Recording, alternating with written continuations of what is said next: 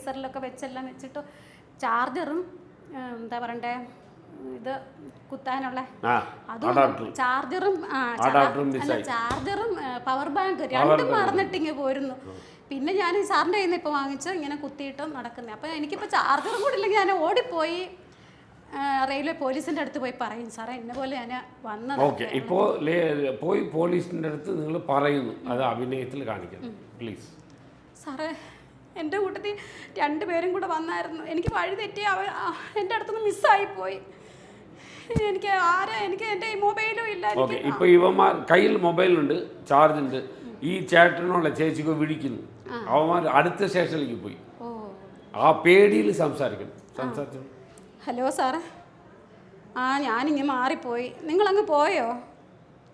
എവിടെ? അടുത്ത സ്റ്റേഷനിലോ? ഇനിയിപ്പോൾ ഞാൻ എങ്ങനെ ഇനി അങ്ങോട്ട് വരും? ഇങ്ങോട്ട് വരാൻ പറ്റുമോ? കരയാൻ തുടങ്ങും. അയ്യോ, എനിക്ക് ഇവിടെ അങ്ങ് ഒട്ടും അറിയാൻ വയ്യ. ഞാൻ എങ്ങനെ അറിയാൻ വയ്യ അത് അങ്ങോട്ട് വരാനാ? അടുത്ത ട്രെയിനിൽ കയറി ഇങ്ങോട്ട് വാ. എനിക്ക് എന്നാ നിങ്ങൾ അവിടെ തന്നെ നിൽക്കുക. ഇനിയിപ്പോൾ ഉടനെ ട്രെയിൻ കാണും. ഞാൻ ഇവിടെ നിന്ന് തിരക്കട്ടെ, ഉടനെ ട്രെയിൻ കാണും. നിങ്ങൾ അവിടെ തന്നെ നിൽക്കണം, ഞാൻ അങ്ങോട്ടങ്ങ് വരാം.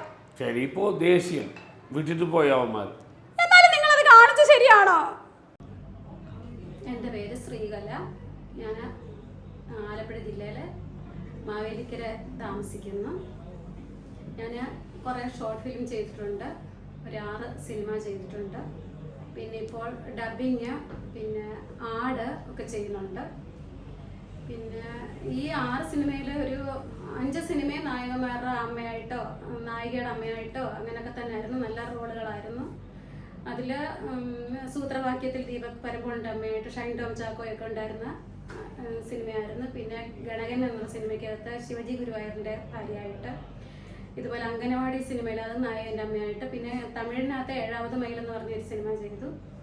അതൊക്കെയാണ് എൻ്റെ എക്സ്പീരിയൻസ്.